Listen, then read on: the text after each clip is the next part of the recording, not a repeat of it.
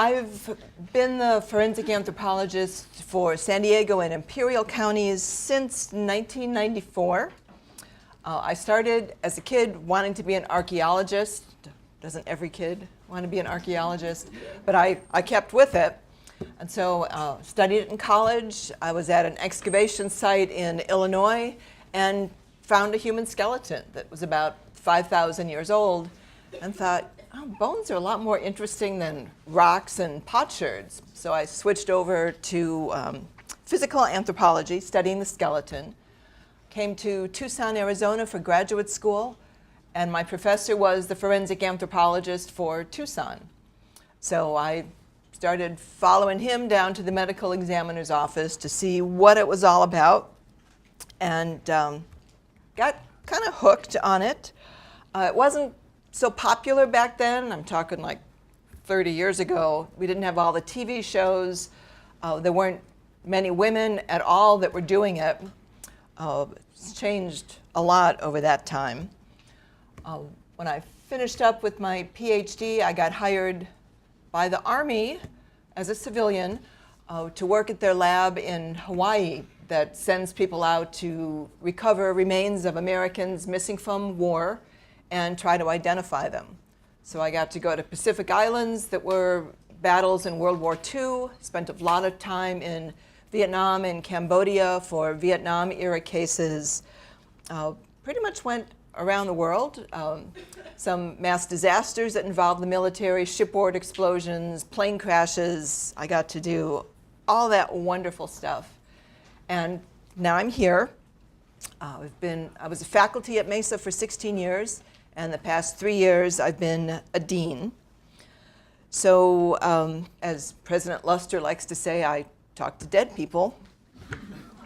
But when the medical examiner needs me, or sheriff's department or the police department need me, they give me a call. Or I'll be in the middle of Vaughn's and they'll send me a picture on my phone. Is this human? You know, with a picture of a bone.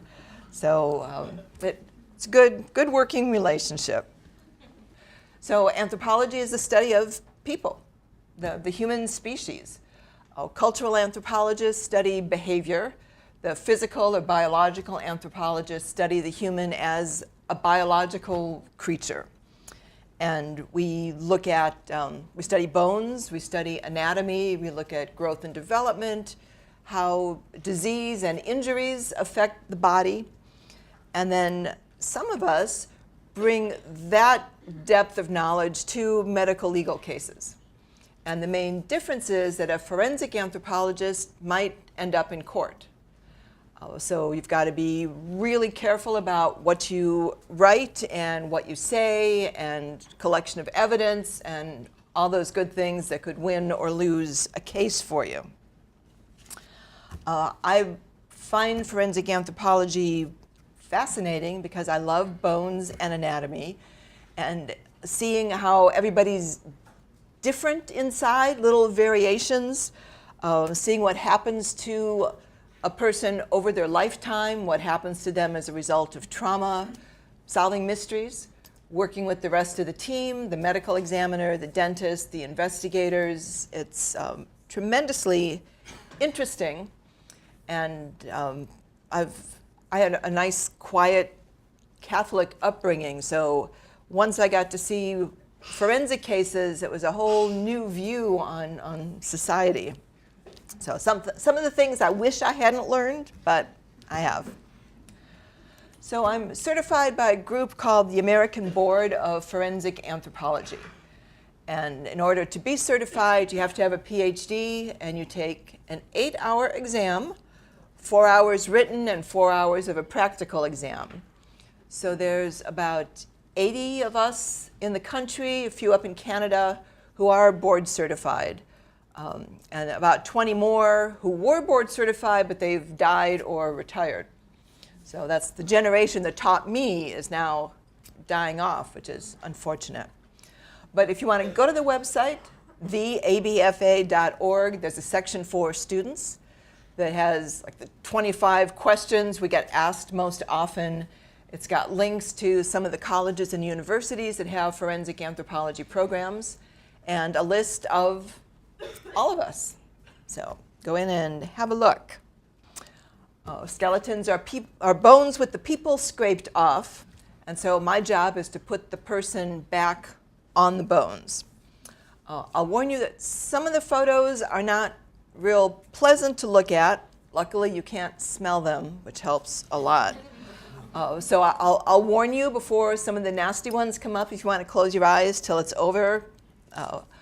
We've got some people in scrubs. I don't know if they do CPR if you pass out, but hopefully you won't. So what your skeleton does for you, it's not just this dry thing hanging up in your biology class. Your skeleton gives you a framework. Without it, you'd be just a squishy blob. It gives your muscles something to attach to so you can move. It protects your organs. This bony skull protects your brain. You've got ribs that protect your heart and your lungs. Mineral storehouse. All the minerals you take in your diet get stored in your bones, and then as your body needs them, they dissolve out of the bone into your blood and get where they need to go. It's amazing stuff. And then, who knows what that last thing is? Who can pronounce that last word? Oh, all right, we got some bio folks. Hematopoiesis. That's the production of blood cells.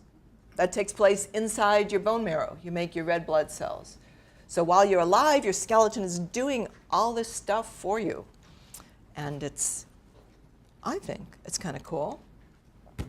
So 206 bones in most adults. You might have a few more, you might have a few less. There's natural variation out there. And 28 of those are just in your head. It's not just one solid bone, but it's all different ones, big ones, little ones, that all, their shape has a function. And so when you're learning the bones of the skeleton, you learn the name of the bone and what goes where and what it does and why it has the shape that it has. So it's 27 bones in each hand. So you think 206, that's a lot to memorize, but there's left and right. So you learn one side, you know the other side. Oops, sorry, cuts it in half. Forensic anthropology, we focus on a few things. Human identification, which is your medical examiner kinds of cases. Search and recovery, going out to find remains. Mass disasters, plane crashes, explosions, World Trade Center, natural disasters, where lots of people are killed at one time. Casualties of war, like the work I did in Hawaii and ongoing now because we're still fighting some places in the world. And then human rights abuses. Unfortunately, we hear too much about this. Mass graves that are discovered in countries that have repressive governments, and if you disagree with the government, you might disappear. And then years later or months later, mass graves are found, and we try to identify those individuals. So the search and recovery part is looking for buried remains. Someone gives a tip, they think they know where a body's buried. Or your dog brings home a bone that turns out to be human, because the cop sent me a picture of it as a text message. I said, yeah, that's human. So then we've got to go out and try to find the rest of it. Or we found something on the surface and we want to be sure that we've got all the scattered bones picked up. And it's all about using good archaeological technique and recovering evidence, because you don't want the case to get thrown out of court because you were sloppy recovering it and broke bones during the recovery process or lost something. And I've been on the opposite side of cases where that happened, and my side won. What we can tell from the skeleton, first thing they want to know, is it human or animal? If it's animal, they don't have to do any paperwork. If it's human, all right, now we got to do some work here. Is it really old, or is it within the range of forensic importance? And we say that's about 50 years or less. If it's something that's older than 50 years, it's probably not going to result in a case that goes to court. It's still someone that might like to be identified. But the ones that are more archaeological go someplace else, and the ones that are forensic, of forensic importance, end up at the medical examiner's office. How decomposed is it is going to help us make that determination. And are these the remains of a single person or multiple people or human and animal mixed up together? So I get to figure that out. So all types of cases. This is a whole case from Imperial County, leg bones and presumably a foot in a shoe, which doesn't seem like much, but a forensic anthropologist can tell you if it's a male or a female and how tall that person was. That might help narrow things down.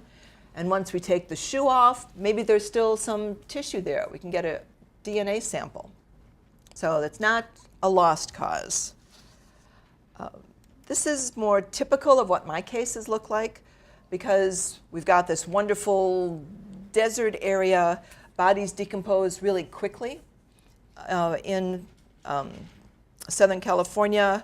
So we've got all the ligaments that have dried and are holding the core of the body together, but all the other parts that hang off have probably been carried away by animals. So if you die out in the open, you pretty much go to the bottom of the food chain. And there's a lot of very hungry creatures in San Diego County that would like to make a meal out of you. This one was lying on its left side when it was found. Just a skull, that's it. And the orange stuff is fire retardant. So this was completely skeletonized, out in the open when fires came along. This was 2010. And so the planes come and dump the fire retardant, and it hit the top of the skull and washed down. And we never found any more other than the skull. Skulls are round, and so when animals are kind of taking a body apart, sometimes they roll away. So, but yeah, that was it. So an entire case here. The bones are incomplete because they've been chewed on by animals. The ends of the bone are not as dense as the rest of the bone, and so that's where animals start to gnaw on it. No skull, but we've got the lower jaw. But no, that's still pretty good. I can do age, I can do sex, I could do ancestry, we can get a DNA sample. So again, it's not, yeah, not a lost cause. Or, well, sorry, I was going to warn you before this one, but the colors of decomposition. All my bodies are not skeletal. Many of them have a lot of soft tissue on them. So get rid of that one. Little bones like this. There's a ruler down at the bottom. An investigator would think, well, these are animal bones, somebody's cat. But these are the bones of a human fetus. And so we need to be able to recognize, just because they're small doesn't mean they're not human. And you've got to be really careful looking for all these little pieces. If we're excavating, we always use a screen to catch the little pieces. And then sometimes we get burned bodies, so quick look at a burned body. They say burned beyond recognition, but they're not burned beyond identification. There's still lots of skeletal and dental information in there. So no matter what the remains are, I lay them out in anatomic order, head at one end, feet at the other. Do my examination, describe what's there, make my findings, take pictures, take x-rays. Maceration is a fun thing. Sometimes if there's a lot of soft tissue, I need to clean that off so I can look at the bone, especially if I'm looking for evidence of cut marks, for example. So I soak the body in warm water. I use a crock pot, and I don't want to ruin crock pots for people, but I use a crock pot. A little mild detergent, low heat for about 24 hours, and the bone comes out beautifully clean. Doesn't damage the bone. And I don't use any chemicals because that might damage DNA that's in the bones, and things like bleach are really harsh. So just a very mild detergent and warm water. Then if there's some idea who this person might be, I compare my findings with what's known about that person to see if it matches. Although I'm not usually the one that makes the identification, it's usually the dentist or the DNA lab, but will confirm or exclude an identification. In today's paper, for example, body of missing woman from Arizona discovered in the ocean. She went missing off Sunset Cliffs 2 weeks ago, taking pictures of the sunrise. And Monday, she washed up on Mission Beach. So Monday night, the dentist and I were at the medical examiner's office. He had ante-mortem x-rays, because we thought we knew who it was, and we got her identified. But it's not always the person that you think it is, so you have to confirm the identification. So there's a body laid out in anatomic order, a little bit of hair on the head still. This was from Mount Palomar several years ago.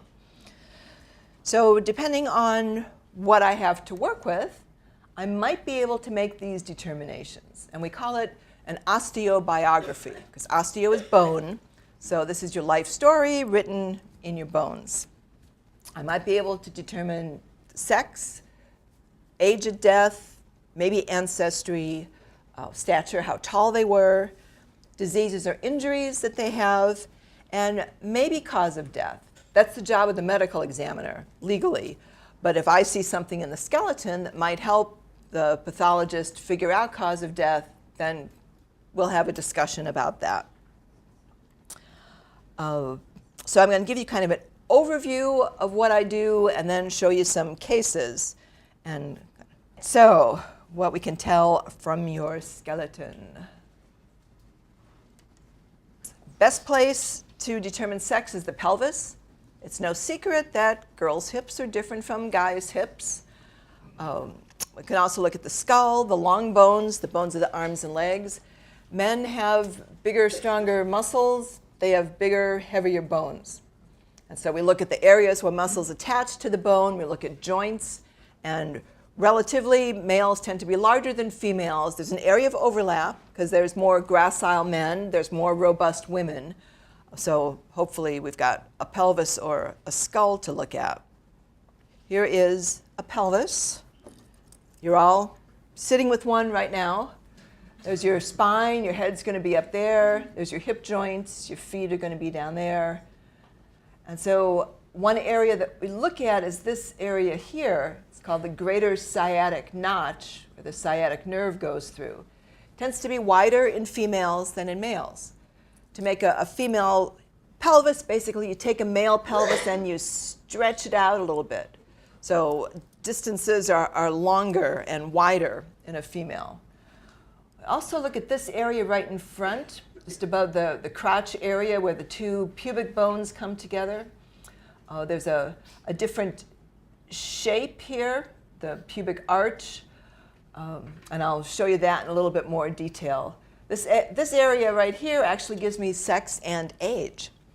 And if I don't want to have to clean a whole pelvis, I take my trusty little bone saw and just make 4 cuts, and I just have this piece to work with, which is much simpler. So if we look at it from the side, this is a female and this is a male. So wider across here, but then much thinner, the male compared to the female and the male, because we've kind of stretched it out a little bit more. But this area where it kind of pooches out a little bit more is pretty distinctive of a female. And if all I have is this piece, I can still tell the difference between that and that. So those little pieces look like this once I've sawed them out. And this is a female. These little pits here are the result of ligaments tearing during childbirth. If you've pushed out a baby, you know that it's not a fun thing to do. The ligaments stretch and tear a little bit, so sometimes there's a little bone scar left behind. And that's usually an indication that the woman has given birth to a full-term child. It's not 100% absolute, nothing is, but it's something that we look for on a female pelvis. So for age, lots of ways to look at age depending upon whether it's a child or an adult. So I'm not going to give you the whole class here. But dental development, you've all had experience with your 2 sets of teeth. And this is under genetic control, so it's a fairly regular time period when these teeth erupt and fall out. But it's not exactly the same. So there's a range for when the different teeth come in, the baby teeth, and then the permanent teeth. So in a child, we can look and see which teeth are there, how are the bones growing and developing, and get a pretty narrow estimate for the age in children. In adults, it's not quite so simple. The bones are fully developed. You got all the teeth you're ever going to get. So we go back to our friend, the pubic bone. And if we were looking from the side view before, if we open it up and look at the face of it, this is what it looks like. In young individuals, it's got all these nice ridges and furrows on it, and then they begin to flatten out. There's an outline that builds up, and then it just all kind of starts to fall apart, like everything about the skeleton as you age. So based on work that was done in LA at their medical examiner's office, we look at the appearance of the bone, and then it fits into one of 6 phases. And each of those phases is associated with an age range. So what that looks like in real bone is this. You can still see some of those ridges there, but we've got this big nodule of bone here. We've got an edge building up over here. This is a fairly typical pubic bones for someone in their mid to late 20s. But again, you might be younger, you might be older, but in general, this is what it might look like.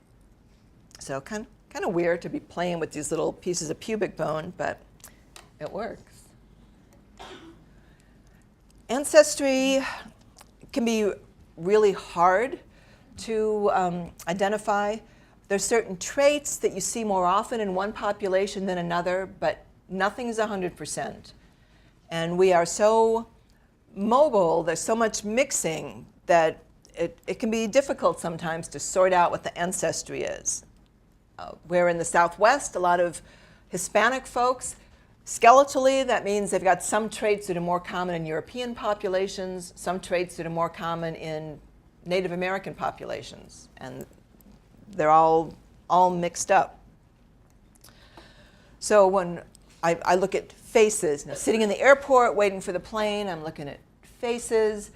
Lots of differences in the shape of the nose, in the cheekbones, the chin, the width of the face.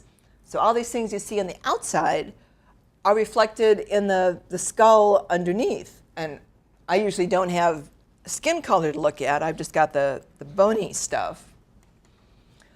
But I can tell how far apart the eyes are. This is the root of the nose. Is it low? Is it high? Is it wide? Is it narrow? Is the nasal aperture wide or narrow? Is the bottom of it really sharp or flat? Are the cheekbones on the side of the face? Are they more forward?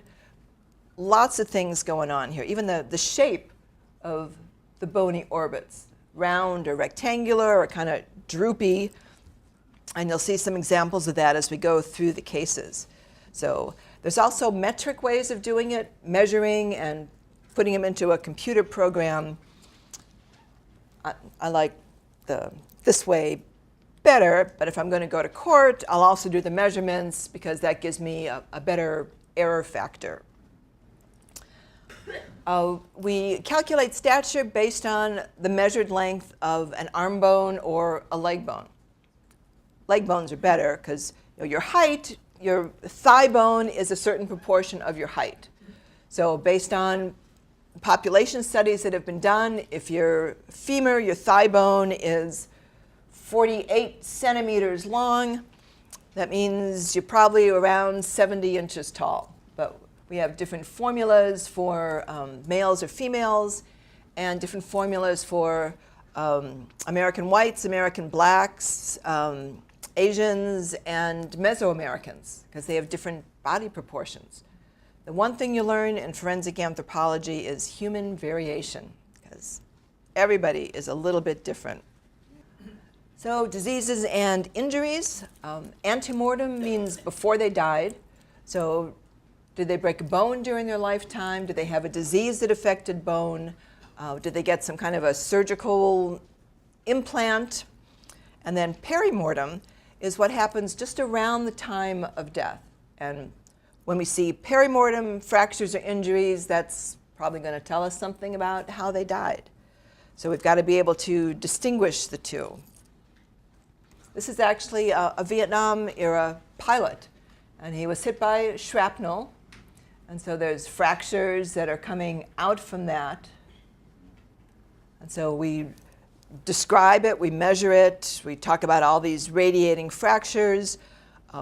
We don't try to guess what it was that hit him, just give the best description we can, and then work with the medical examiner to see what he or she thinks about it.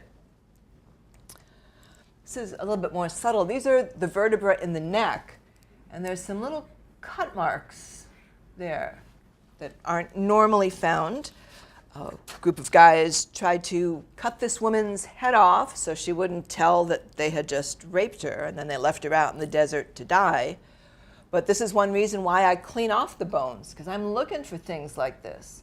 And you can't see it if there's still a bunch of soft tissue on there. So to get the cut actually on the bone, you've cut through the carotid artery, you've cut through the jugular vein, and there's not much chance of survival. This is a rib that has some incised marks, which is a fancy word for stab marks. So which rib is it? What organs are there? Because, I mean, some ribs you can get stabbed in the ribs and it's not fatal. Other ribs, there's more important organs there that would be a fatal injury. So, kind of medical examiner case here. I get these little jars from Dr. Lucas. The big jar has part of a neck. The little jar has the hyoid bone, kind of a horseshoe-shaped bone that sits up here in your neck. My job is to macerate them and look for any evidence of trauma. So I've got the first cervical vertebra, the very top of the neck. This area is broken here, so got some issues. This is the second vertebra. This facet has been sliced off. Oops, wrong one. And then we've got 3, 4, and 5. There's this is one. There's some cuts there. So we're talking multiple directions, multiple stab wounds here. And then here we've got these on the top. There's a big gouge here. There's another gouge here. So we've got at least 5 different stab marks in the neck. And you don't see that until you've cleaned off the bones. And then there's a nice clean hyoid bone. Usually these pieces fuse onto this one. Sometimes they don't, human variation. Sometimes one side fuses and the other doesn't. This is the bone you used to hear about on CSI all the time. Oh, the hyoid's broken, she must have been strangled. Because if you manually strangle somebody and that bone is fused, it's not very flexible and it could snap. If it's not fused, it's much more flexible. But there's other ways to break your hyoid than being strangled. Like a helmet strap could do it. Car accident where you go onto the steering wheel could do it. Muscular spasm could do it. So radiology, x-rays. The medical examiner's office routinely x-rays everything that comes in. And then if I need additional x-rays, I can do it. And lots of reasons for that, just kind of a general inventory to see what's under the skin. Look at gunshot wounds, fracture patterns, epiphyseal closure, that has to do with bone growth, and then antemortem and postmortem comparisons. There are dental x-rays, and I've taken dental x-rays after death. I'm going to match them up, or the dentist is. A lovely x-ray. I love these things. And this is the growth in the bones of children and adolescents. This bony cap forms separately from the shaft, and that cap is called the epiphysis, and the shaft is called the diaphysis. And where they come together is the growth plate. And so an X-ray can tell us if they're fused yet. And if they're not fused, this person is probably maybe 15 or 16 years old, as opposed to 20 if it's fused. And so again, I don't have to clean off the bones. I can just take an X-ray to see if it's fused. Or this is a post-mortem X-ray of an 80-year-old woman who was buried in her backyard for 13 years. These are the rings that she was wearing, and this is a little bit of surgical reconstruction on her femur. She had a massive fracture in her femur. She died natural death, and asked her son when she dies, would he just bury her in the backyard? And he did. His mistake was continuing to collect her Social Security. So when the state says, God, this woman's probably like 100 now, is she still alive? And they, no, she's not. So, yeah, those things happen. Postmortem damage. A lot of things can damage the bones after you're dead, and sometimes it looks like trauma, but it's not. So animals chewing on the bone, scattering things, burning, plants growing through the bone. So a lot can happen. But as one example, this is a humerus, upper arm bone. And this area here is what you feel right here above your elbow. So the arrow is pointing to a little cut, looks like that. It's not possible to stab someone deep in the joint like that. So if you see cut marks deep in a joint, it usually means someone was trying to take the body apart or disarticulate it, which is what happened to this individual. So all sorts of fun things. So positive identification, that's our ultimate goal. And we're matching antemortem biology with postmortem biology. It could be DNA, it could be fingerprints, it could be X-rays, but we want them to match. Dental X-rays, well, they have an extra filling that's not on the antemortem X-rays. That's okay, because you take the X-rays and then you get the work done. But if they had a filling on the X-rays that's now gone, it's probably not going to be that person. So you've got to be able to explain any differences that you see. And again, it's usually the dentist or fingerprints or DNA that makes a positive identification. But I help kind of narrow it down and do all the nasty work of maceration that the medical examiner doesn't have time to do. So this kind of scratches the surface of what a forensic anthropologist does. There's lots more, but maybe next year we'll have part 2 of this talk. So I want to show you some cases. This one is very strange. This skull was found in the garage of the guy who used to do used to be a forensic artist for the police department. So, okay, is he taking his work home with him? It's got wires on it. It's all held together. It represents a person, a male, who's about in the 20s or 30s, maybe. There's a closer look at the wires. And he's got a lot of African kinds of traits. So a low nasal root, a wide distance between the eyes, kind of a flattened nasal shelf, just a few examples. So we went back through the records. This could be a case from 1990. This could be a case from 2010. Haven't figured out which case it was. Maybe he got it from someplace else. But if, don't leave bones in your garage when you die, because it's real confusing for the people that find them. And this happens a lot. People move into a new apartment, they open a cabinet, there's a bag in it, and there's a skull in the bag. Or a man dies, his wife is cleaning out the garage, she finds bones. So it happens more often than you might think it does. So yeah, another not real nice one from the flood channel along the border. A lot of my cases turn out to be border crossers, but there's lots of other cases out there.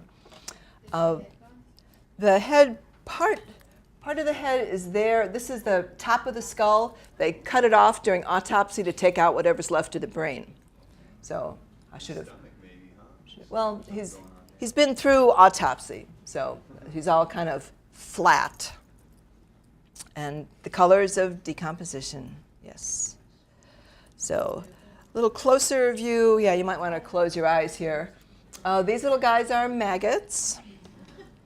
Flies can smell a dead body like 5 minutes after it's dead. They're on it, they're laying eggs, the eggs hatch into these maggots, which start eating away at the body and beginning the decomposition process. So I call them my job security, because a lot of people want to be a forensic anthropologist till they realize they got to put their hands in that stuff, and then they don't want to do it anymore, which is good. The string is after they do the autopsy, they kind of sew them back up. And these colors are decomposition. These here are tattoos. There's a little crescent moon, and there's something down here, and something over here, and something down here. So lots of interesting close-up of his face. So we've got kind of a narrow nose, and it's kind of an odd angle because his eyes are there and his mouth is here. The lower jaw is off to the side. He's probably been out there maybe 1 to 3 weeks. Male, Southwest Hispanic, 25 to 35 years old. And this is looking at his upper jaw, what's left of his teeth, not the best hygiene. And then there's his mandible, again, not too great. He's currently unidentified, but California law says that for every John or Jane Doe, unidentified body, there has to be a dental exam, and you have to take a DNA sample. That's the law. And so 10 years from now, we might get a hit on that DNA and get him identified. So we follow that, so the dentist is always there doing his exam. He puts his postmortem findings into the database to see if he's been reported as a missing person, and might get a match that way. We send the DNA samples to the Department of Justice lab, and sometimes we get hits on the DNA. And sometimes they're just unidentified. If they're border cases, sometimes their family is looking for them, and we work through the Mexican consulate. They describe what they were wearing, what kind of backpack they had, and we see if we can match things up that way.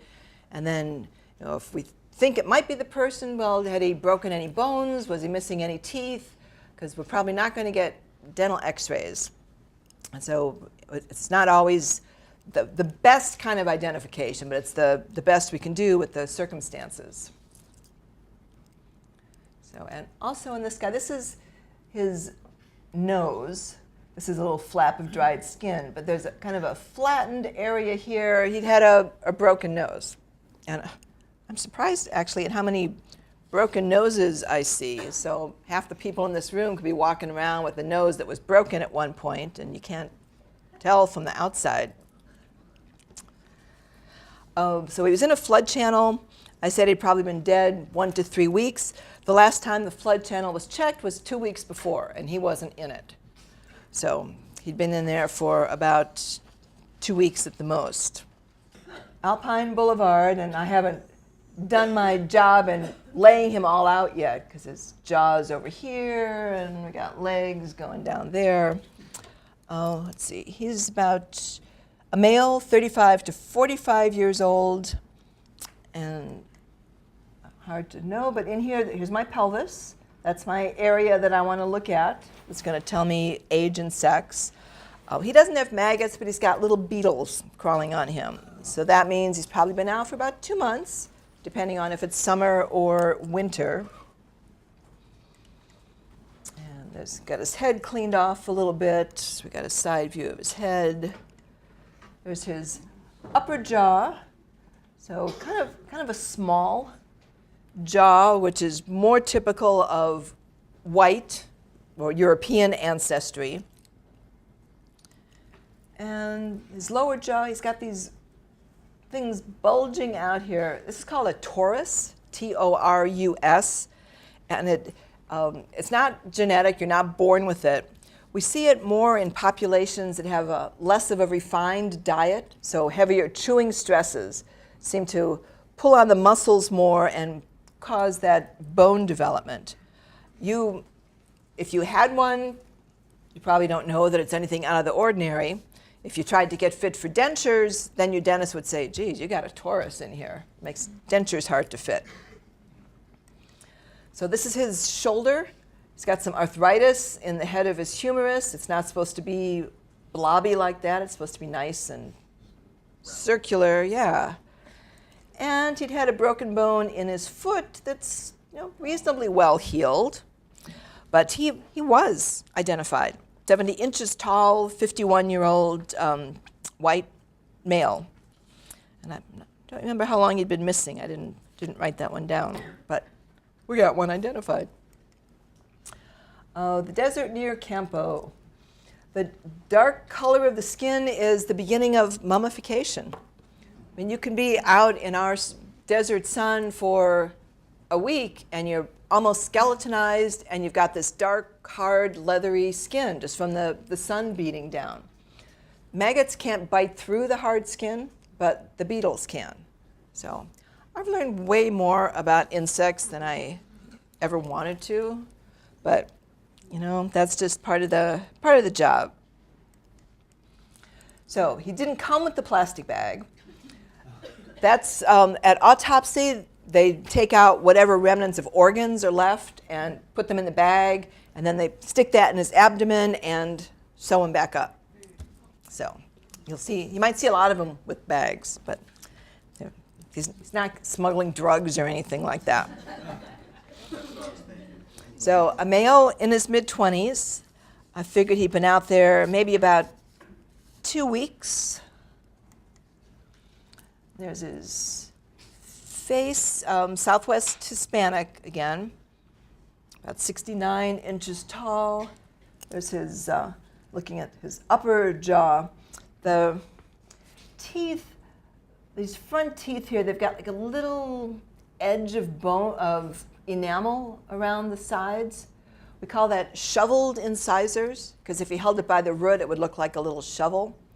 Much more common in Asian populations, Native American populations. So we see it in a lot of our Hispanic folks. And then this suture that runs across the palate, his is pretty straight, which is also more typical of Asian, Native American.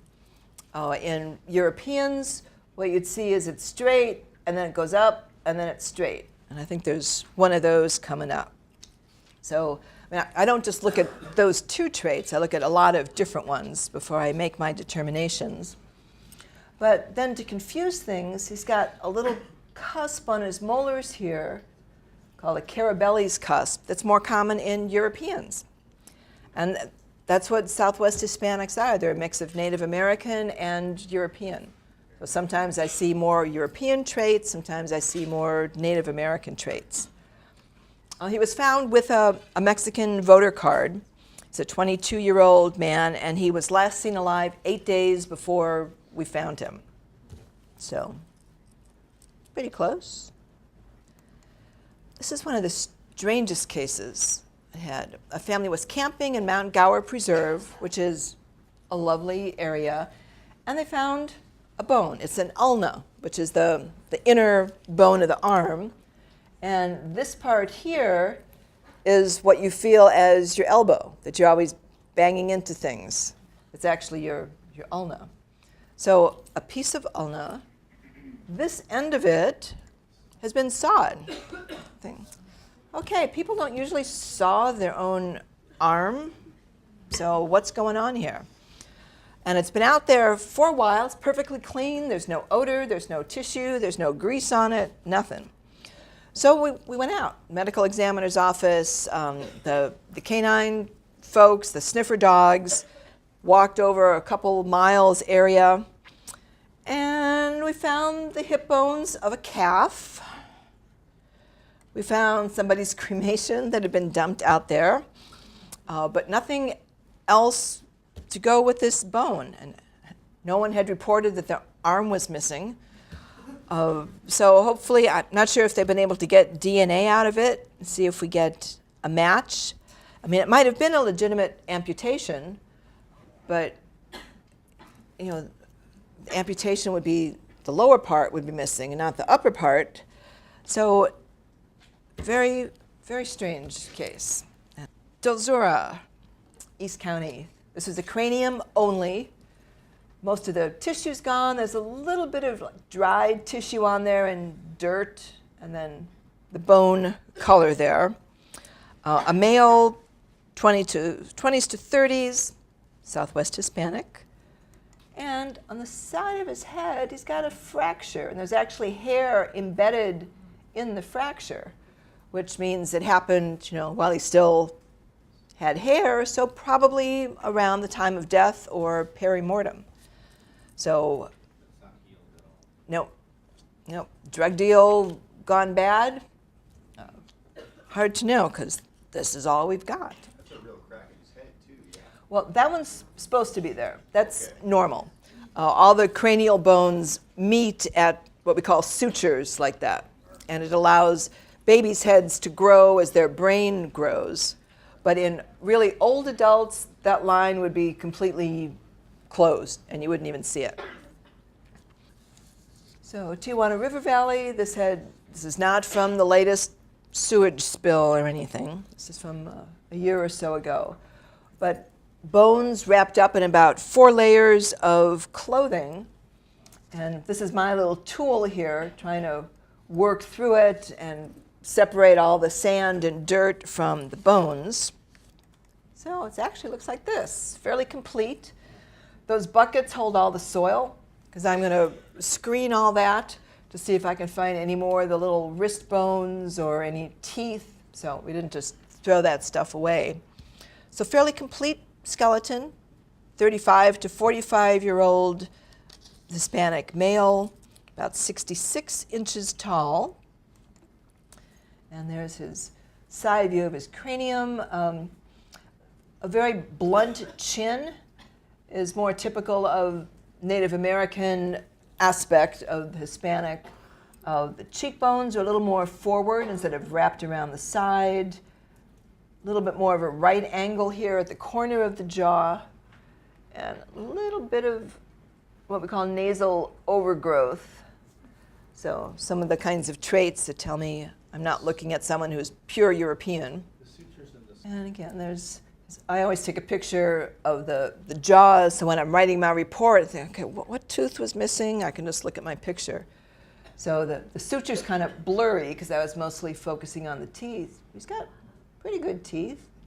Some decay over there. And then we got his lower jaw missing a lot of his back teeth, and the bone has healed over. And these teeth are really worn down. So someone who's eating a tough, gritty kind of diet.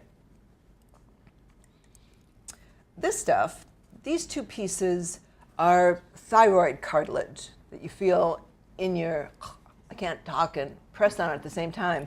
Usually it's cartilage, but with age it calcifies. And so we find pieces of it like that, and I'm already thinking, you know, he's 30s to 40s. And then 2 pieces of his hyoid bone again. But nothing that tells me how he died. And I seem to be collecting nasal fractures, another little flattened area here on his nose. All right, Paradise Valley Road, and they get jumbled up in the body bag. Got some tissue here, and then all the bones found in a canyon.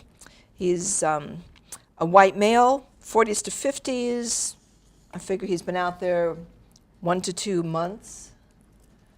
And so there's his legs, there's some mummified skin. The bags have some scattered bones that were found. And there's his head, his arm. He's got lots of little beetle larvae and adult beetles crawling around in there. He's got a little bit of scalp there. He's got a flap of skin over his lower jaw. There's his neck vertebra. And then face. Really narrow nose, which is very European. White, Anglo, whatever word you want to use. His cheekbones are against the side of his face, so his face looks really pointy. And that pulling the cheekbones back makes the outer part of the orbit kind of droop. So there's no question in my mind that he is white. And then there's his lower jaw, lots of teeth missing during life. The bone is still healing. If the sockets are nice and fresh like this, the teeth were probably lost post-mortem. During the decomposition process, there was animals are in there. The little teeth in the front just have a single root, and so they tend to fall out pretty easily. Last I knew, he was still unidentified. So like Hodges, this might be one that you actually heard of, the remains of a young woman found along the shores of Lake Hodges in late 2015.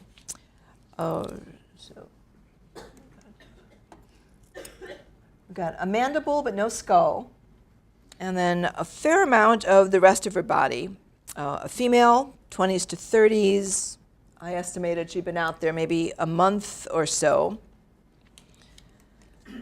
And there's her mandible, again, very blunt chin, kind of right angles, so I'm thinking probably Hispanic. And she was identified based on her teeth as a 29-year-old woman who'd gone missing. She was wearing this garment, which is a python print pom-pom shorts. And one of the investigators Googled it, and that's what it would have looked like when she was wearing it.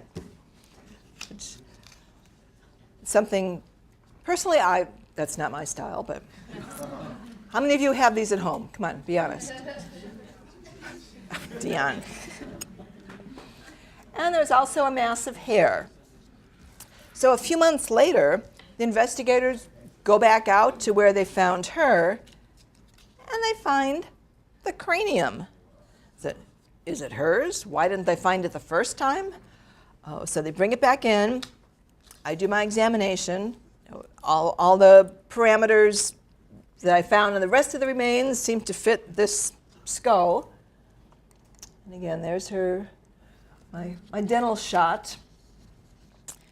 And dentally, again, it's confirmed it is the same woman.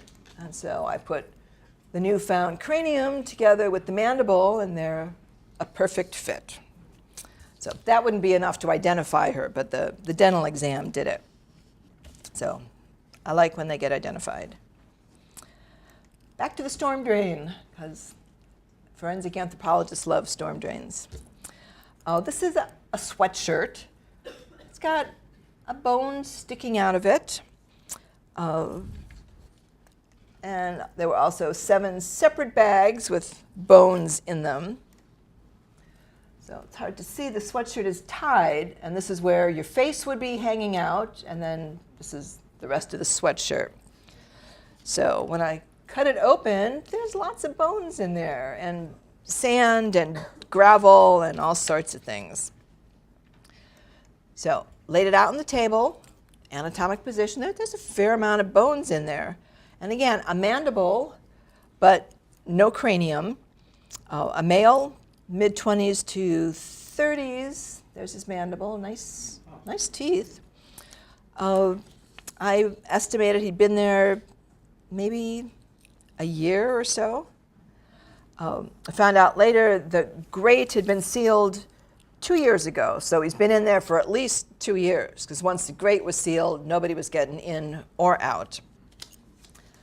There were lots of rib fractures like that, and in multiple ribs, but there wasn't a pattern to them. So I was thinking, with all the rains that had happened just before this was found, maybe just banging around in the storm drain was what broke the ribs.